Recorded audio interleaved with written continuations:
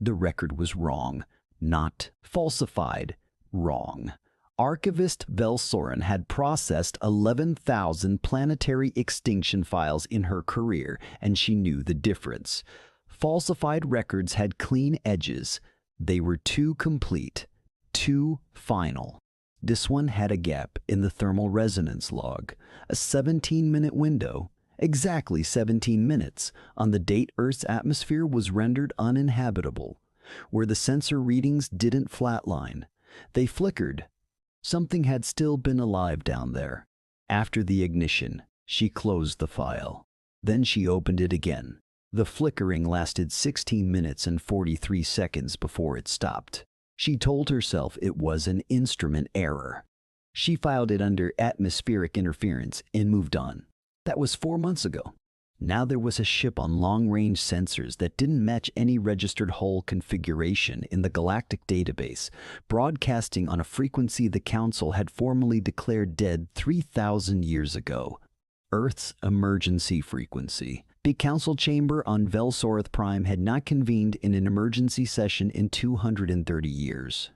The last time had been the Marathi surge, a containment failure that cost 4 systems and 3 billion lives. Counselor Drenvos had been a junior adjutant then, barely old enough to hold a security classification. He remembered the smell of the chamber when fear was in the air, something metallic, something biological, a collective chemistry that no species could entirely suppress. He smelled it now. "One vessel," said Fleet Commander Orath Nin from the floor of the chamber, her 3-pronged voice flat with forced calm. "Hull configuration unknown. No matching registry, no transponder signal beyond the Earth frequency. It has not responded to hails in any of the 47 languages we've transmitted." "How large?" asked Counselor Vethmaran, the oldest living member. 40 meters. The chamber went quiet. 40 meters was not a warship. It was barely a transport. "Where did it come from?" Drenvos asked. "We don't know," Orath Nin said. "We always know," Drenvos said. "We track everything beyond the outer sensor grid. We have for 900 years. Yes." Orath Nin paused. "We do." She didn't finish the thought. She didn't need to.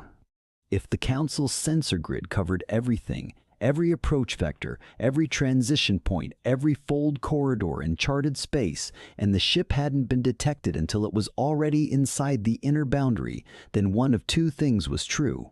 Either the sensors had failed, or the ship had been here before the grid was looking, before the grid existed. 3,000 years was a long time. Drenvos felt the metal smell intensify. "What does it want?" Counselor Vethmaran asked. "It isn't broadcasting a demand," Orath Nin said. "It's broadcasting coordinates." "Coordinates to what?" Orath Nin's secondary arms pressed flat against her sides, the Velsorath gesture of deep discomfort. "To Earth," she said. "To where Earth used to be. Into this chamber." Nobody spoke. "It knows where we are," Drenvos said quietly. "Yes. And it's been out there long enough that it could have known this chamber's location for—" "We don't know how long it's been out there," Orath Nin interrupted. "That's the problem. We don't know." The silence stretched. Somewhere in the tier above, a junior delegate dropped a data slate, and the sound cracked through the chamber like a detonation. Nobody moved to retrieve it. Drenvos stared at the holographic projection of the ship. 40 meters. No weapon signature on the preliminary scan. No energy output beyond basic life support and what appeared to be an antique propulsion system. Combustion adjacent, absurdly inefficient, the kind of technology that predated even the Council's earliest expansion records. It looked like a relic. It looked fragile and ancient and deeply wrong. "It came out of the direction of the debris field," Vethmaran said slowly. "Didn't it?" Not a question. "Yes," Orath Nin said. "It came from what remains of the Sol system." A third mystery settled into the room like cold air, and nobody named it. because naming it would require acknowledging what it implied, that something had survived in the wreckage of a destroyed world for 3,000 years and had waited, not fled, not signaled, but waited, and was only approaching now. The question no one could answer was the one everyone was thinking. Why now? Archivist Velsoran was not supposed to be in the chamber. Her clearance level covered historical records and atmospheric data, not active security briefings. She had come anyway, using the access codes of a senior adjutant who owed her a professional debt. And she stood near the back of the upper tier, with her data slate pressed to her chest, watching Orith Nin speak and thinking about 17 minutes. 16 minutes and 43 seconds to be precise. She had spent 4 months pretending not to think about it. She cross-referenced the thermal log against every other extinction record in the archive. There were 31 of them, 31 planets the Council had rendered uninhabitable for what the formal records called irremediable species-level threat designation, and found nothing similar. Every other thermal log flatlined on ignition, clean, complete, final. Earth flickered. She had eventually found the source of the discrepancy, buried in a subsection of the file that even she had almost missed, misfiled under a heading that translated roughly as Instrument Calibration Artifacts. It was a sensor reading from a deep ground relay station, one of 3 that the Council ships had deployed on Earth's surface 6 hours before the ignition, intended to confirm full atmospheric conversion. 2 of the relays had functioned correctly. One had continued transmitting for 16 minutes and 43 seconds after the ignition event. The data it transmitted was compressed and partially corrupted. Velsoran had spent 3 weeks decoding it. It was recording. Audio only, in the language the system initially failed to parse, until she ran it through the historical xenolinguistics archive and matched it to Old English, a language categorized as extinct. She had listened to it 47 times. A human voice, a woman from the acoustic signature. Speaking quickly, breathing hard, words clipped at the edges by what sounded like structural interference, something falling, something burning, the deep bone resonance of atmospheric ignition happening overhead. She was giving instructions, not prayers, not a farewell, instructions. Velsoran didn't understand all of it. Old English shared only partial cognates with the later Terran standard that Council diplomatic files had archived, but she understood enough. She understood the phrase that repeated 4 times across the 16-minute recording, the same phrase each time, spoken with what Velsoran's audio analysis software characterized as controlled urgency with elevated physiological stress markers. Tell them to stay underground. Tell them the count starts now. 3,000 years. 3,000 years. The ship appeared on Council sensors 4 months after Velsoran found the recording. She did not think that was a coincidence. What she couldn't understand, what kept her awake, what had driven her to break her clearance and stand in this chamber uninvited, was the question of what the count was for. What started 3,000 years ago? What ended now? And who the woman in the recording had been speaking to, because the relay was ground-based and directional, aimed downward into Earth's crust, not upward at escaping ships. Downward. Into the ground. Velsoran stared at the projection of the 40-meter vessel and thought about the depth of continental bedrock and the thermal insulation properties of granite and basalt, and she felt the shape of something enormous pressing against the underside of her understanding. Something she could almost see. Almost. The Council voted to send a contact delegation. It was not a unanimous vote. Councillors Drenvas and Veth Moran were outvoted by the majority bloc, who argued that a 40-meter vessel with no weapon signature represented minimal threat and that refusing contact would set a dangerous precedent of institutional fear.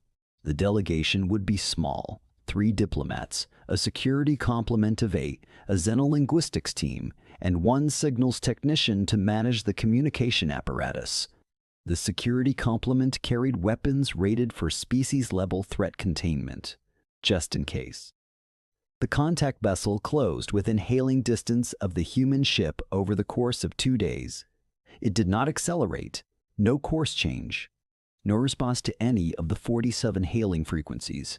The human ship continued on its original trajectory, steady, unhurried, moving at a speed that the Council's pilots described privately as almost contemptuous, as if whoever was flying it didn't feel the need to rush. Lead diplomat Sora Veth opened the final hail herself, speaking in 17 languages sequentially, including Terran Standard, the language of the official Earth diplomatic records from 3,000 years ago. No response. Then her signals technician made a decision that was not in the briefing protocol.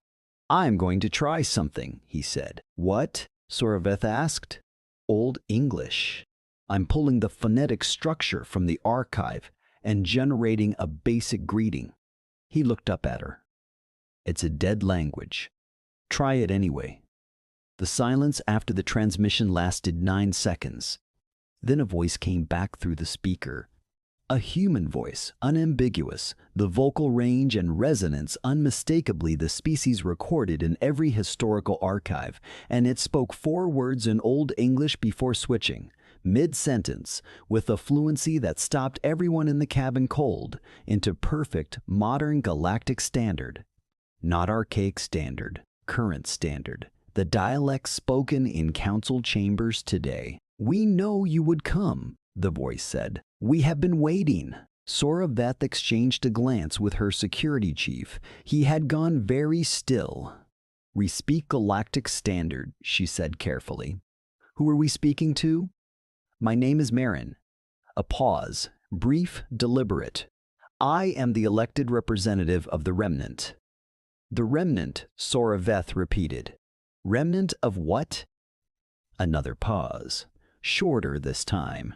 "Of humanity," Marin said. "Of what survived." The docking was tense and wordless and did not go as anyone expected. The 8-member security complement was positioned at the airlock in a configuration designed to present overwhelming force without triggering aggression, a standard protocol for unknown biological contacts. They were armed, visible, and prepared for anything in the range of alien physiologies that the briefing had covered. Nothing in the briefing had covered this. One person came through the airlock. A human? Unambiguously human, bipedal, roughly 1.7 meters, bilateral symmetry, the characteristic face that existed in every historical archive the Council had ever compiled on the species. She was wearing clothes that looked handmade from materials Sora Veth couldn't immediately identify, and she carried nothing. No weapon, no case, no data device. She looked at the 8 armed soldiers arranged in a half circle around the airlock, and she did not slow down. She walked through the middle of the formation as if it were not there, extended one hand toward Sora Veth in the gesture the archive identified as a human greeting ritual, and said, "Thank you for meeting me." Her Galactic Standard was perfect, not accented, not halting. "Perfect. You speak our language," Sora Veth said, taking the hand because it seemed deeply wrong not to. "We've had 3,000 years to practice." Marin's voice was even. Not hostile, not warm, precisely calibrated, and Sora Veth couldn't tell if that calibration was trained or natural. "We've had access to Council broadcasts since approximately 300 years after the ignition. Once we decoded the compression format. You've been monitoring Council broadcasts for 27 centuries. Yes." Sora Veth felt the security chief step slightly closer to her left side. She didn't look at him. "How many of you survived?" she asked. Marin looked at her with eyes that were dark brown, a color the archive noted was common in a specific human genetic population, and she said nothing for 4 seconds. 5. 6. "Enough," she said. The word landed like a sealed door. "Marin," Sora Veth said carefully, "what is the remnant's purpose in making contact now, after 3,000 years? Because the count is finished," Marin said simply. "What count?" "The one that started when you burned our sky." She said it without inflection. No anger, no grief, just information. Dr. Inyakasar estimated, based on geological survey data available to her team in the final hours, that it would take approximately 3,000 years for Earth's surface and atmosphere to return to pre-ignition habitability.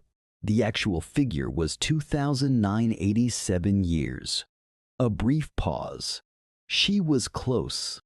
Soraveth's blood chemistry shifted in a way she recognized as shock. You waited underground. Yes. For 3,000 years.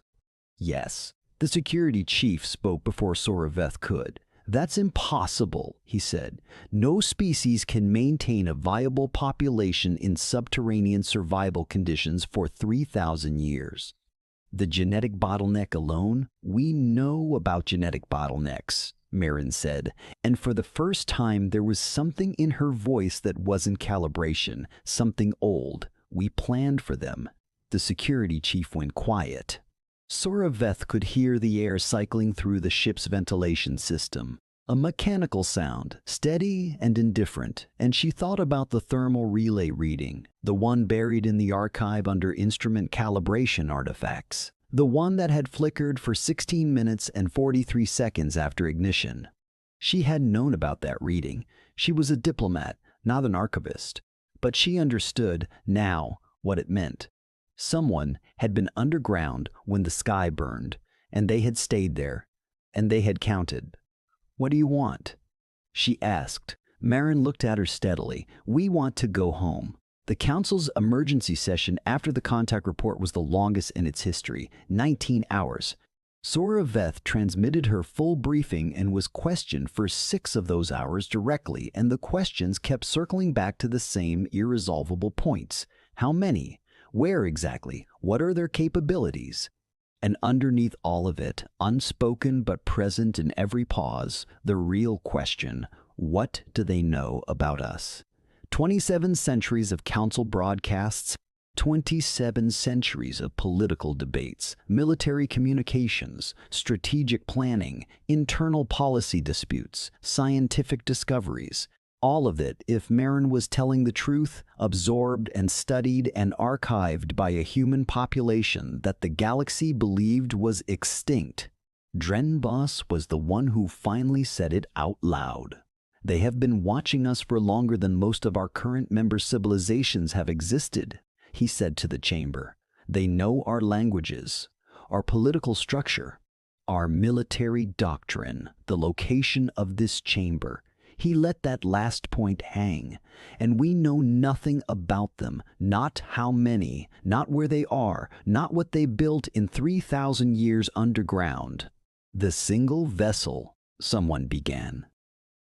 Is the single vessel they've shown us, Drenvos said, which may or may not bear any relationship to the vessels they've kept hidden.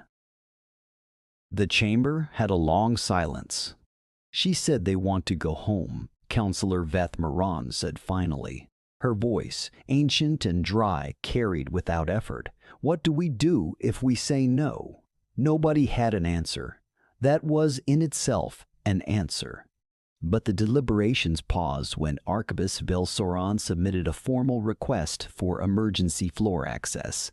It was the request's attached file that got her admitted, not her credentials, which were inadequate, but the content of the 47 times listened recording, which she had finally filed under its correct category, pre-ignition strategic communication, classified. She stood before the full council and played it. 16 minutes and 43 seconds of a woman named Inya Kassar. The name matched 3 records in the Human Scientific Archive, a planetary geologist specializing in deep crust thermal dynamics, speaking in a burning room to a relay pointed at the ground, giving instructions she had calculated might not be followed for 3,000 years. The chamber listened without interruption. Inya Kassar's voice cracked once, near the end, just once, and then steadied again. She listed geological survey coordinates. She described the thermal shielding properties of specific rock strata. She outlined a food synthesis protocol based on chemosynthetic bacteria culturable in deep vein mineral environments. She estimated survivable population minimums and genetic diversity requirements, and she was precise and she was fast. And the background sound of atmospheric ignition grew louder behind her voice as the recording continued, and she did not stop talking. Not for 16 minutes and 43 seconds. Not until the relay went dead. The chamber was silent for a long time after the recording ended. She knew, Drenvas said. She knew before the ignition. She had time to prepare people. More than that, Velsoran said. She had thought about this for 4 months, and she chose her next words carefully. She knew the council would do a verification survey before ignition.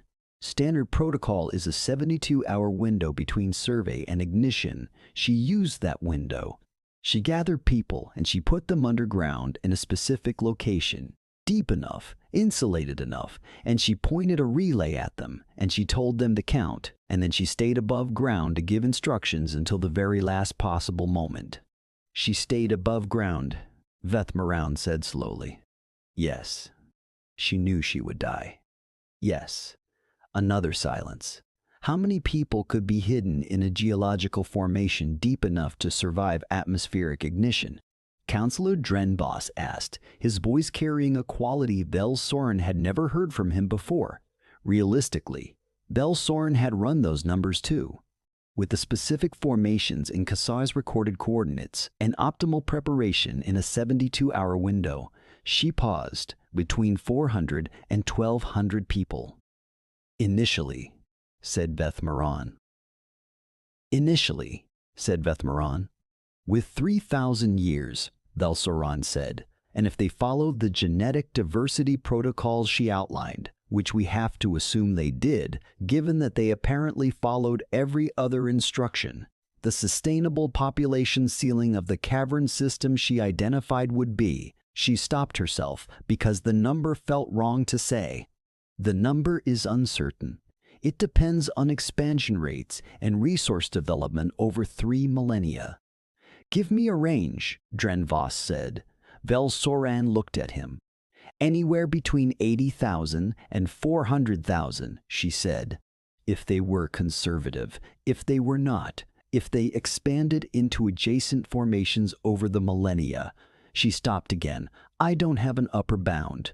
The chamber absorbed this.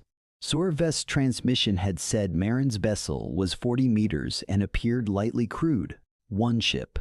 One representative. No weapon signature. One ship was not a fleet. But one ship was also what you sent first, when you didn't want to show a fleet. They planned this, Drenvas said. Not as an accusation, but with the tone of a person reassembling a picture they had been looking at wrong. Not the survival. The return. They planned the return from inside a burning world 3,000 years ago, and they have been executing that plan ever since. And that was when the misinterpretation became visible in full. The council had looked at a 40-meter ship broadcasting a dead planet's distress frequency and seen a remnant, survivors, the desperate fragile end of an erased species. They had been ready to be gracious, possibly to be merciful, to extend the council's institutional compassion to the last few thousand humans in existence. They had not been looking at the end of anything. They had been looking at a scheduled arrival. Sorveth returned to the contact vessel with new instructions and new questions, and she found Marin exactly where she'd left her, seated at a small table in the delegation room, eating something she'd brought from her own ship in a sealed container, eating with the methodical focus of someone who understood nutrition as a professional obligation. The council is deliberating your request, Sorveth said. I know. Marin didn't look up. It will take them some time to adjust. Adjust to what? Marin looked up then. Her eyes were patient in a way that felt geological. To the fact that we're not what they expected. And what are you? Sorveth asked. We are exactly what we told them we are. Marin set down whatever she was eating. We are the people who were told to count to 3,000 years and counted. She paused. And we are what comes after the counting, which is people who want to go home, Marin said. and who have had 3,000 years to become very, very patient about how we get there. Soraveth sat down across from her. She had spent 19 hours in transmission. She had not slept, and she was going to ask a question that was not in any briefing protocol because no protocol had been written for this. How many of you are there, Marin? Marin held her gaze. I'm authorized to answer one council question per formal session, she said. You have not opened a formal session. I'm asking as a person, Soraveth said, not as a diplomat. A pause. Marin seemed to weigh something. We stopped counting at a certain point, she said finally. It seemed counterproductive. Why? Because the number kept going up.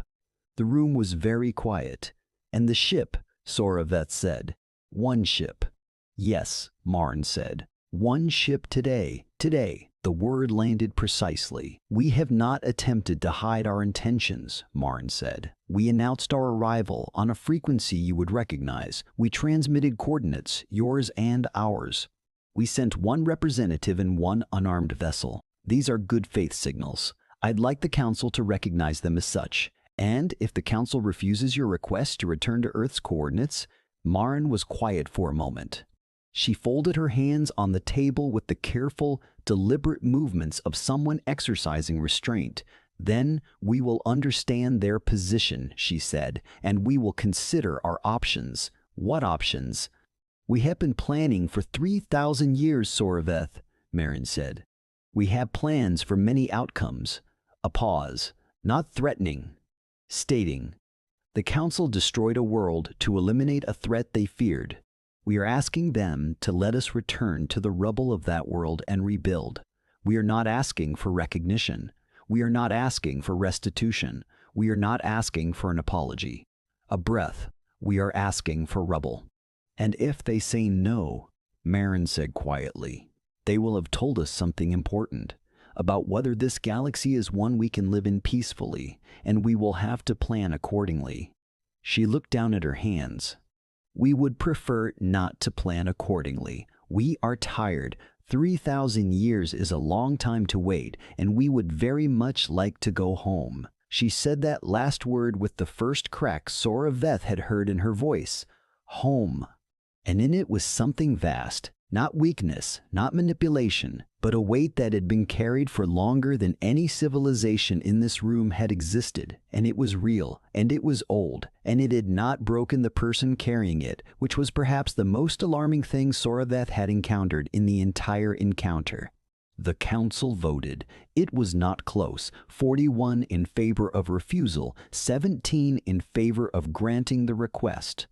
The reasoning of the majority was documented in Council record, and it was logical, and it was thorough, and it was wrong in the way that logical, thorough reasoning is wrong when it is applied to a situation it was never designed to address. The Council was reasoning about survivors, about remnants, about a small population of desperate beings making an emotional appeal. The possibility that they were wrong about the desperation, about the smallness, about the appeal itself. That possibility was noted by Dren Voss and Veth Maran and dismissed. Soraveth transmitted the Council's decision personally. Marin listened without visible reaction. The Council has declined your request at this time, Soraveth said. They have offered to establish a formal resettlement committee to identify. No, Marin said. The committee would? No, Marin said again, with the same even voice, the same geological patience. Thank you for transmitting personally, Soraveth. I'll need 24 hours to consult with my constituents. The channel closed. 24 hours passed, then the signal came, not from Marin's ship, from across 17 different vectors, 17 points on the long-range sensor grid simultaneously inside the boundary, not near the boundary, inside it. Each signal broadcasting on the Earth emergency frequency. Each signal transmitting the same coordinates, Earth's debris field and the Council chamber. 17 ships, not 40 meters. The smallest was 400 meters. The largest, the sensor struggled with because it was partially occluded by the debris field itself, which made a terrible kind of sense because the debris field was the remains of Earth's moon and the ship had been built in among the fragments, built from them, assembled over decades or centuries in the dark at the edge of the shattered solar system.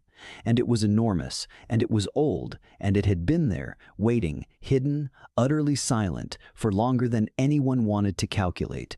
Dren Boss looked at the sensor display and felt something he could not name in any of his language's 47 emotional registers. It was adjacent to terror. It was adjacent to awe. It was what happened when a pattern you had been misreading for your entire professional life suddenly resolved into its actual shape and you understood, all at once, how wrong you had been, and for how long. They had never been hiding in the ground. Well, they had, for some of them, for some of the 3,000 years. But the counting wasn't just for planetary recovery. The counting was a deadline, a development window.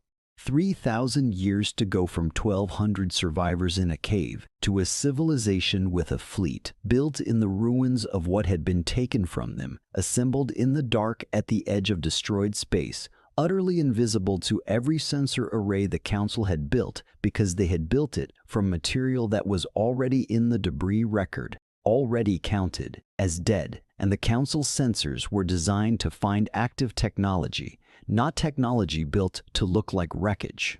Marin's voice came through on the channel Sora Veth had left open. "I've consulted with my constituents," she said. "We have a counter-proposal." "Yes," Sora Veth said, because it was the only word she had. "We would like to return to Earth. We will rebuild it ourselves. We ask no resources, no recognition, no formal council membership. We ask only that the territory of the Sol system, our system, be formally acknowledged as human sovereign space, under a treaty the Council cannot unilaterally revoke." A pause. "We have prepared a draft treaty. It is 18 pages. We have had some time to work on the language." 3,000 years, Sora Veth said quietly, "more or less." And there was something in Marin's voice now, not warmth, not triumph, but the specific exhaustion of a species that had been holding its breath across 30 centuries and was finally, cautiously, allowing itself to exhale. "We don't want war, Sora Veth. We want to go home. Everything you're seeing on your sensors is the answer to a question the Council asked 3,000 years ago when they designated us an irremediable threat." Her voice was steady. "The question was, can they be stopped? We thought it was more useful to answer a different question." "Which question?" Sora Veth asked. "What happens if you try?" The channel stayed open. Neither of them spoke for a long moment. 17 ships sat in space that had belonged to the Council for 3 millennia without challenge. The largest sat in the shattered remains of a moon, patient and dark and vast, built from the bones of the world that had been taken, and it did not move, and it made no threat, and it waited, the way humanity had always waited, with the particular terrible stillness of a species that had learned that waiting was not weakness. That waiting was the weapon. "I'll transmit the treaty draft to the Council," Sora Veth said finally. "Thank you," Marin said. "The Council will deliberate. I cannot guarantee I know," Marin said. "We are accustomed to that. We are patient people." Another silence.